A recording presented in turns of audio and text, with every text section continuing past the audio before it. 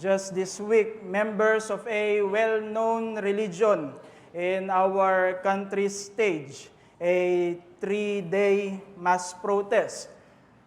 The demonstration began at the People Power Monument along EDSA, but later shifted to Liwasang Bonifacio in Manila because our local government here in Quezon City revoked their rally permit. These assemblies were held to voice their support for a high-profile member of their religion, Senator Rodante Marcoleta, because for the Iglesia ni Cristo, the pending plunder cases against the senator are nothing more than a political motivated act of selective justice. So this is according to them. As we expect, the President and the Malacanang denied the allegation, while the various legal experts and institutions remain divided on the matter, so I will not advance my personal opinion under the current administration for this issue. But I know we can all agree that selective justice is wrong. We must understand that committing such an act contradicts the very nature of justice itself. Selective justice is a form of injustice. This will create damages to our country if done by this administration, and this will destroy the trust of its citizens to our government.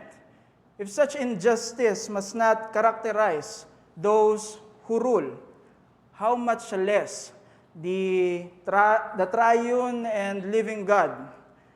There is His justice that all sinners are under His divine judgment, even those unbelieving religious people, because God is just. All fallen humanity is under His judgment. And this is the case not only by the wicked sinners, this is also the case of the religious hypocrites, because God is just. So we can find in the chapter that we will going to hear from our preaching the assertion of the Apostle Paul about the faithfulness of God even in judging his fellow Jews. So I invite you to turn your Bibles with me again in the New Testament, and we will continue our series in the book of Romans. We are now in chapter 3, and we will study verses 1 up to verse 8. Once again, Romans chapter 3, verses 1 to 8. Then what advantage has the Jew? Or what is the value of circumcision? Much in every way. To begin with, the Jews were entrusted with the oracles of God. What if some were unfaithful? Does their faithlessness nullify the faithfulness of God? By no means. Let God be true, though everyone were a liar. As it is written, that you may be justified in your words and prevail when you are judged. But if our unrighteousness serves to show the righteousness of God, what shall we say? That God is unrighteous to inflict wrath on us? By no means. For then, how could God judge the world? But if through my lie, God's truth abounds to His glory, why am I still being condemned as a sinner? And why not do evil that good may come, as some people slanderously charge us with saying their condemnation is just. So this is the word of the Lord. Now, after the Apostle Paul, as we know, clearly established that the true people of God is not because of external religiosity. That's why this is important for us to remind the assertion of the Apostle Paul from the previous chapters, especially from chapter 2, verses 28 to 29, because for the Apostle Paul, a true Jew is not merely by outward circumcision or by external religious privileges. A true Jew is by the circumcision of the heart that can only be brought by the power of the Holy Spirit. This is very important because God's people do not perform religious activities to be saved. Rather, we do them because we are already saved and belong to the people of God. That's why this is very important. But this assertion of the Apostle Paul naturally raises questions to the Jews about the importance of their religious privileges under the Old Covenant. Does God remain faithful to His promises to them if circumcision and other privileges can be nullified? So they were raising such an issue. And another thing is that they are charging the Apostle Paul of committing wrong interpretation to the faithfulness of God.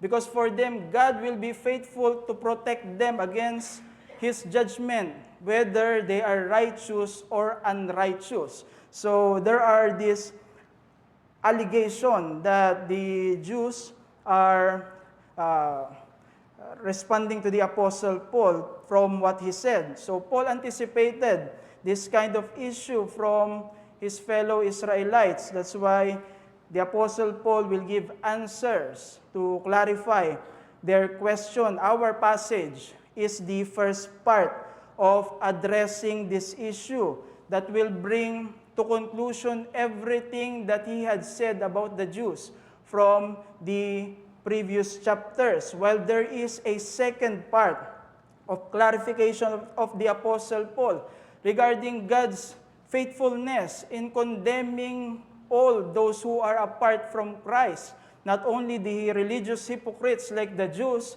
but all people because we are sinners. So there are two parts of the address of the Apostle Paul for this issue, and we can understand that by simply looking that the beginning of these arguments are structured similarly in their phrases. So we can find in our passage the words of Paul. Then what advantage has the Jew?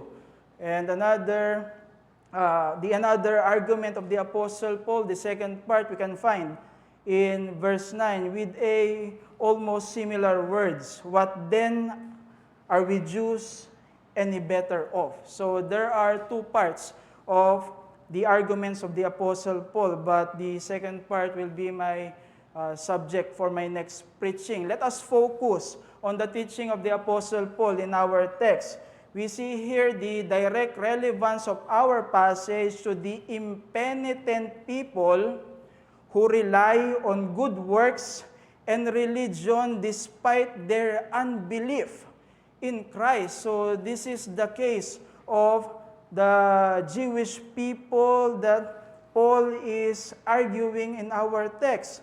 There are people, even in our day, who wrongly thinks that they are safe from God's judgment without responding to the Lord Jesus Christ and His gospel because they think they are not as bad as others, or they think they are performing better with their religion. This is very similar to the Jews being exposed by the Apostle Paul in our passage. They are under condemnation of God despite their privileges because they continue in unbelief to the Savior. They thought that because of God's faithfulness to them, they thought that because of their Jewish privileges, as a nation, they would not face divine judgment. And this is a great danger. If we understand this as God's church and as genuine Christians this afternoon, we need to clearly understand that God is perfectly right to judge all unbelievers. And no kind of good works of men like religious performances be able to protect us from His wrath. if we are apart from the Lord Jesus Christ. And let us reflect this in our Christian faith as believers this afternoon. Let me bring you the message. The wonder of saving grace can be truly appreciated by understanding the divine judgment, even to religious unbelievers. Let me repeat.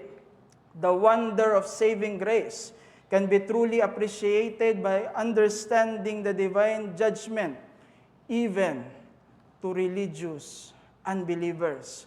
There is God's faithfulness in giving judgment also to those unbelieving people, even they have their form of religion. God is right by condemning these people, even with their good works and religious performances, if they are apart from the Lord Jesus Christ. There are wrong religions of this world that are anti-gospel, as we know. If they did not reject the need of salvation of men, what they teach for salvation is based through their good works. That's why it is right to summarize these wrong religions as religions of good works. However, the Scripture is not against true religion. As James said, as we know, a pure and undefiled religion we can find in his epistle is being practiced by God's people not to gain salvation, but again, because they are already people of God. They are already saved. This is very important. And totally exposing all sinners to divine judgment, even with their religion, and demolishing all hopes for salvation through good works, will ultimately lead God's people to glory in the gospel, to magnify the only Savior, to truly thank the triune God for this great blessing of salvation that we do not deserve. That's why this message is very important for our faith as God's people. So to deepen our understanding of deserved judgment, even by religious unbelievers, we must see that even the Jews, with their advantages and privileges, were under God's condemnation because of their unbelief in Christ. So we shall examine this by summarizing the arguments of the Apostle Paul. I will specifically focus on the result to the Jews of their privileges from God. So let me give you these points. First, the greater opportunity for the Jews. And secondly, the grace misinterpreted by the Jews. So first, let us deal the great opportunity for the Jews. This is what they wasted. Paul includes the wrong reaction that are related to God's promises in our text, and also to the command to the Jews about their circumcision. Because Paul corrected both the objection that the Jews are automatically protected from the divine judgment because of their external privileges. The Apostle Paul includes in our text the privilege of circumcision, the privilege of having the oracles that came from God. For the Jews, they think they were automatically protected from divine judgment because of this. And another wrong objection that we can find in our text from verses 3 to 4 is that the divine judgment to the unbelieving Jews will nullify God's faithfulness. So truly that God's people must be protected from His judgment. And from these arguments, I want you to learn, man's unfaithfulness to the privileges of right religion does not undermine God's faithfulness in the work of salvation. This is something that I want you to learn. Because though the Jews were the people of God in the Old Testament, their privileges was not for them to have security from God's judgment. That was not the intention of their privileges. Those advantages were not given for them to be secured from divine judgment. Instead, these were for the Israelites to be responsible, to truly know their standing before the Holy God, and for them to accept the only way of salvation established by Him. Because as an effect of Adam's fall, after him, no human being is spared from eternal judgment just because of their physical lineage. This is true even to this Old Testament covenant people of God. Despite their unique privileges, the Jewish people of the Old Covenant still had to believe the coming New Testament Savior through the truths revealed in their time. That's something that they must done. In the Old Testament, there were types, there were shadows of the coming Messiah, so the Jews will know and believe the Savior even during the period of the Old Testament. Later, the Apostle Paul, as we read the book of Romans, will give an example of an Old Testament saint, Abraham, as an example and model of justification by faith. But instead of right response to this great opportunity to know God more, to know the Messiah more than the Gentiles, these Israelite people wasted their great opportunity, as we know. And this Israelites' failure to truly respond to God's truth emphasizes to us the total depravity of humanity. We fail to believe Christ, not because we lack intelligence, we lack discipline. We fail to believe Christ because sin has corrupted all of our human faculties.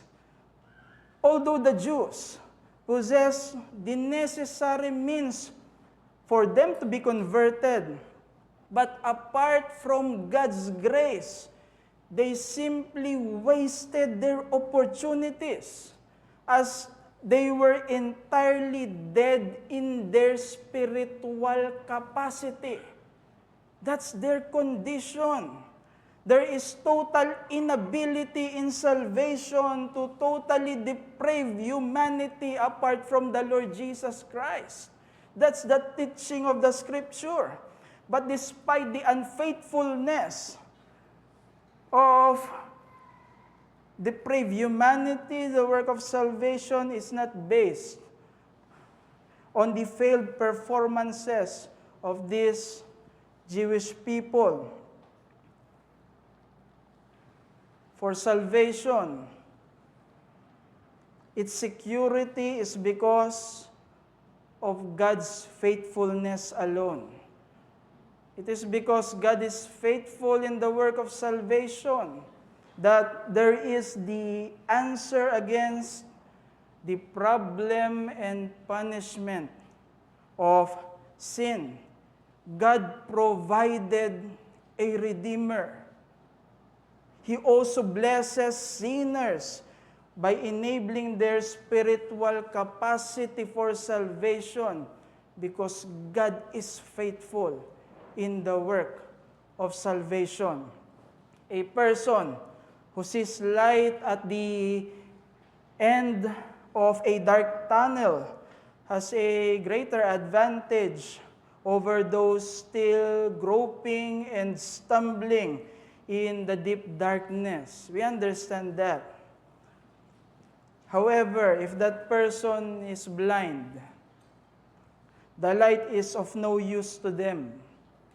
Despite the light being there, their blindness leaves them just like others who trapped in the dark tunnel. The scripture clearly teaches fallen humanity are spiritually blind. Like the Jews in the day of the Apostle Paul, we cannot recognize the light of the supreme importance of Jesus, regardless of many opportunities we have to believe Him.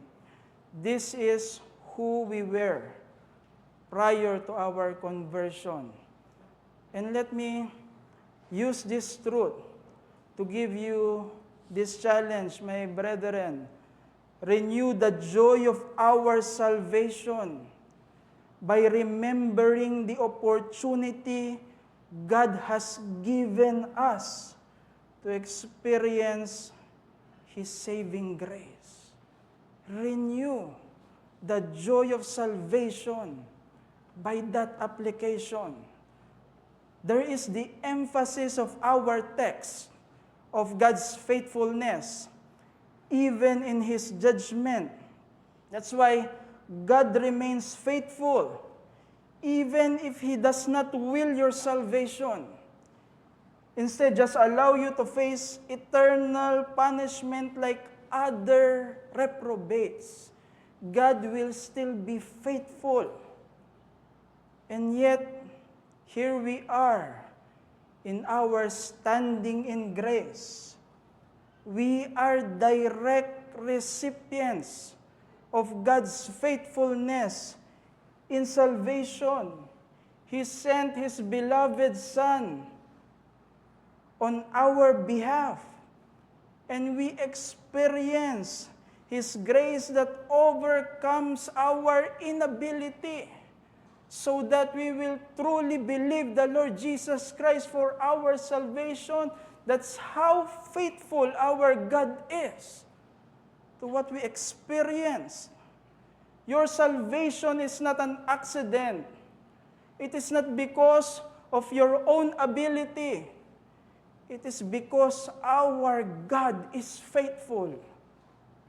So if your obedience does not arise from gratitude to Him, and we treat our service to God as a repetitive routine, we have probably forgotten how desperate we were before we found our hope in the Lord Jesus Christ.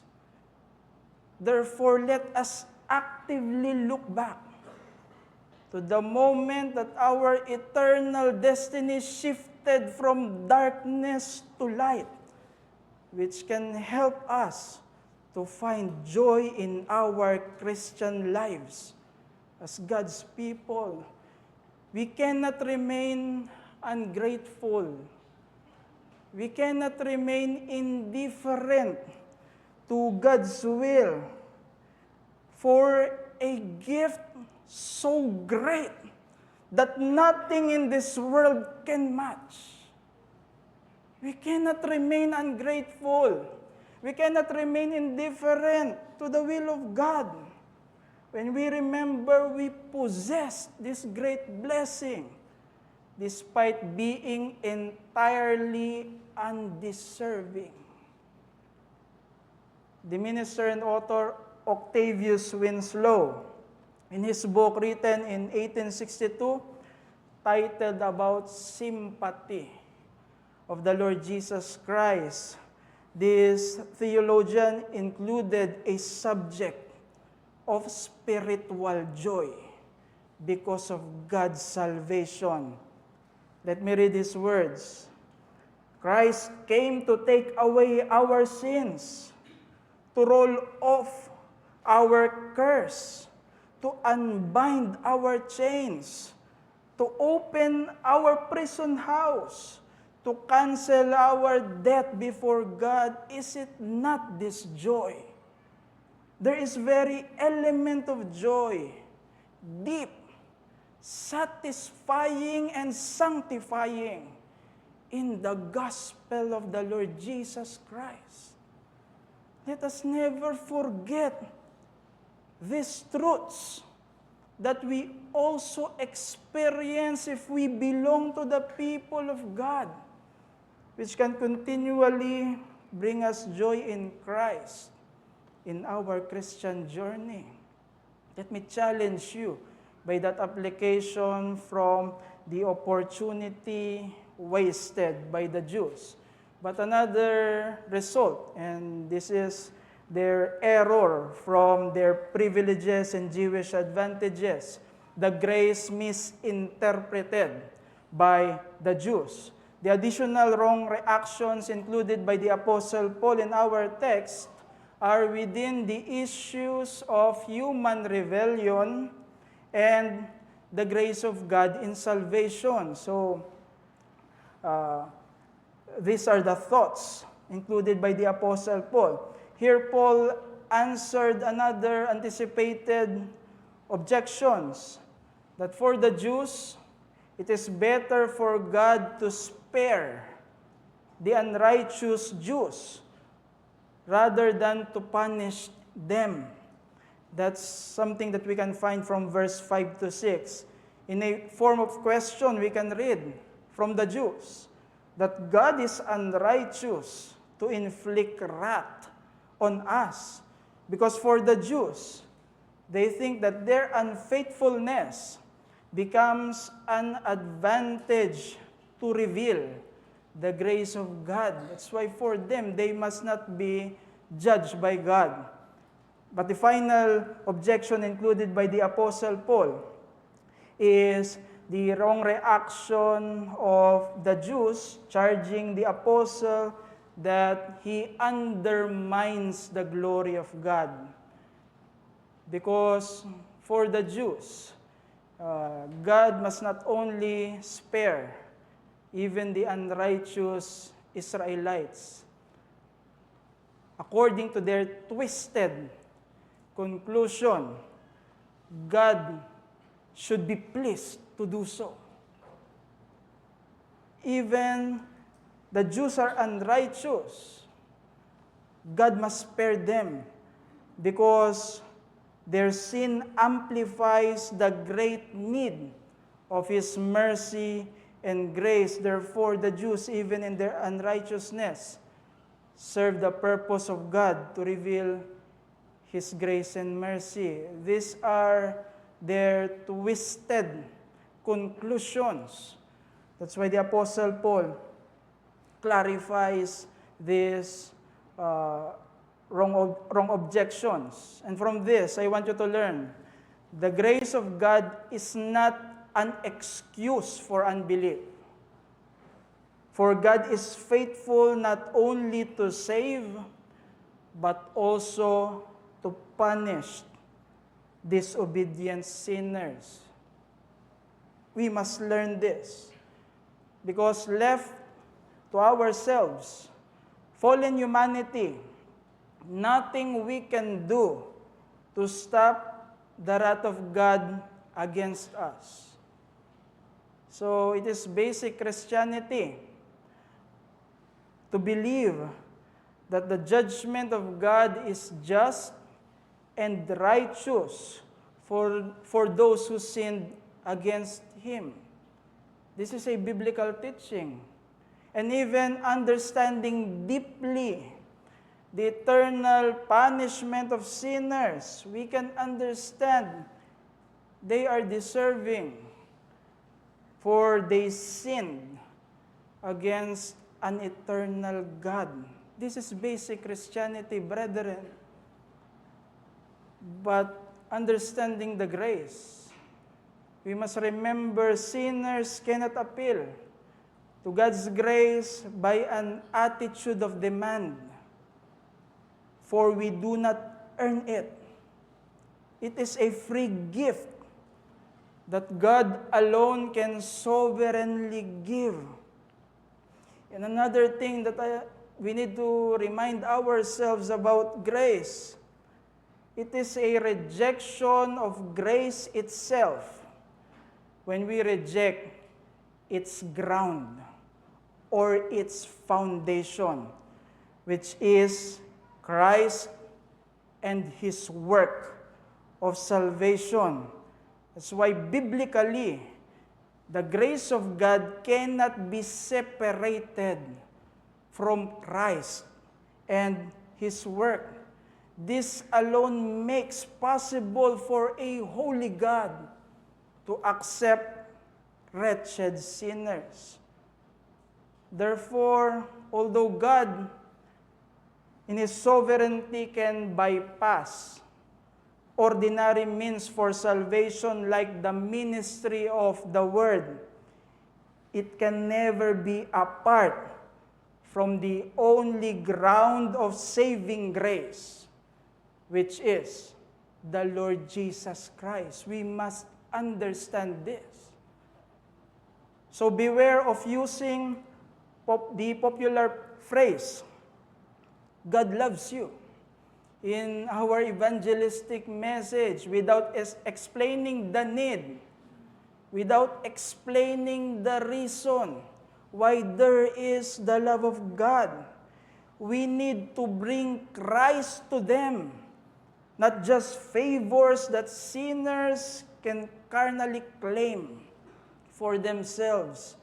The danger of this popular message, as we know, it presents half-truth about God, focusing only on positive aspects that can appeal even to the unconverted, while ignoring the truths about God in relation to sin, in relation to His wrath, in relation to His punishment. But looking deeply to this kind of decisionistic message, we can find that it is inadequately presented. Nowhere in the New Testament we can find an evangelistic message focused on love for its own sake. You cannot find a text about that. Rather, the emphasis of the New Testament is about Christ and His cross, where the saving love of God can be found. That's why to reform that evangelistic wrong message, God loves you, our message should be, there is the love of God in Christ. And by sadly responding in unbelief like the Jews, sinners choose to face God's justice like these people on the day of the Apostle Paul. During this rainy season in our country, there were news, especially in the past, about life-saving rescue operation. In these operations, rescue team deploy themselves and also lifeboats to pull people to safety. But let us imagine a victim ignoring the need for a help and refusing to be with the rescuers.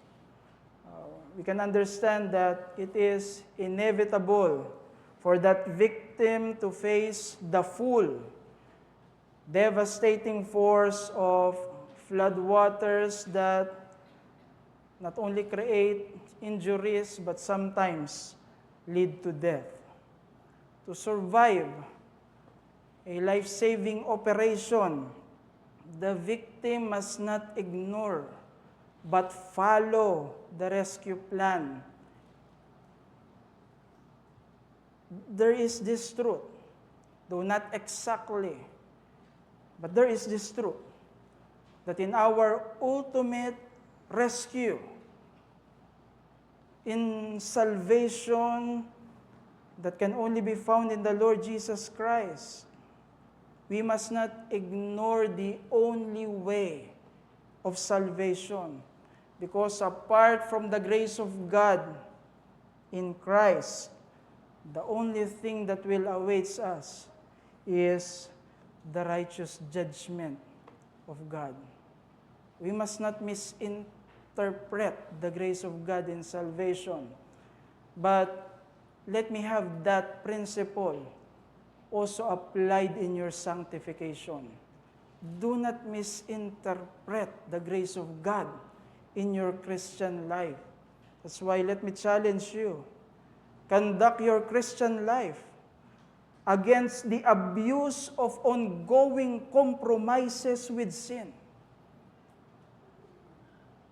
There are professors of faith excusing their sins, and they are using a distorted view of God's grace and His salvation. You have in our text Jews misinterpreting the grace of God, and in our weakness and in our folly, we can misinterpret the grace of God even in our Christian life, compromising and indulging ourselves in sin. There are careless in their sin because they believe God will just forgive them or they will not lose their salvation. But we know the emphasis of the New Testament. The Bible is clear. Genuine believers who will be preserved in salvation is characterized by a life of perseverance in holiness. This is an important result of salvation that we must remember. And if I will give a passage, you have 1 John chapter 2. Before the Apostle John give the provisions of grace to forgive us in our sins as believers, there is His command, do not sin. So having a right understanding of saving grace, let us not distort it in our Christian life by turning grace into a license to indulge in sin. The Apostle Paul will speak again of this matter, but let us carry on in our lives as believers this right understanding and application of grace in our Christian life. As we marvel at the greatness of a salvation that God alone can give, may our lives be consumed by this truth to move us to live according to His Word, to move us turning from the things that God hates. May the truths of our salvation consume our Christian life. So if you are dealing with temptations or being enslaved by a specific sin, remember the great faithfulness of God that spared you from His judgment. Let God's faithfulness strengthen our faith to live God-glorifying lives, to please our Maker and our Redeemer. The grace of God that we must not abuse from our thinking and our application is a grace that is true and indeed reality. And if God's grace is true and real, it can powerfully enable us to conduct our lives pleasing to our God. As I close, let me use this man, Dietrich Bonhoeffer, a theologian and martyr that opposed Nazis and Adolf Hitler In his book, Cost of Discipleship, he wrote what differentiates cheap grace from a biblical grace. He explained this about salvation, and he also includes the Christian life for a biblical understanding of grace. For the grace of God is not cheap. For our obedience, these were the words of Bonhoeffer. Grace is costly because it calls us to follow. And it is grace because it calls us to follow Jesus Christ. And we must understand this. Grace leads to obey God because it is not a cheap grace. But we must also view our Christian walk not as a burden, but a great privilege, for we are walking with the Savior. But if you are not a genuine believer, this afternoon you heard the warning of God's word about His faithfulness to exercise His justice, even against sinners who have their religion. So you must not remain in your sin. But you also heard Jesus Christ as the only way of salvation. And let me remind you again, God is faithful in His work of salvation. Therefore, repent of your sins and believe the Lord Jesus Christ as your own Lord and your Savior. May you become a people of God whose obedience flows naturally as the fruit of this salvation.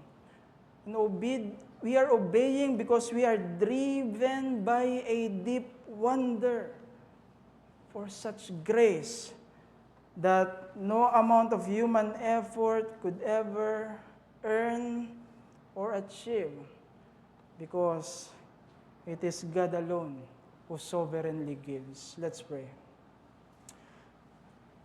Sovereign God and our gracious Father, we thank you for the reminder that there is your just and righteous judgment to fallen sinners, not only for the wicked ones, but even to those who are religious hypocrites. And as your people, here we are, only because by your grace that we experience your faithfulness in the work of salvation. That's why edify us in our faith.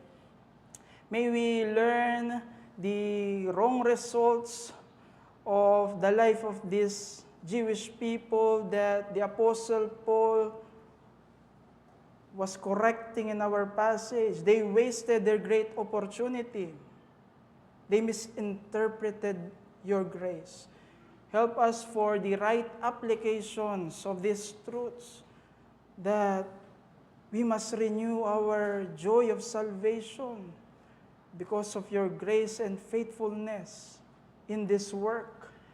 And may we also conduct our lives without and against any compromises from sin. Help us to truly understand and apply these things. Strengthen us from these truths and help us to grow in maturity as your people. We want to remember also our friends who are apart from the Lord Jesus Christ. They heard your warning. They heard your only way of salvation. May this afternoon be the day of their salvation, and may you answer us to glorify your name in our midst as we continue to worship you this afternoon. We pray all these things in Jesus' name. Amen.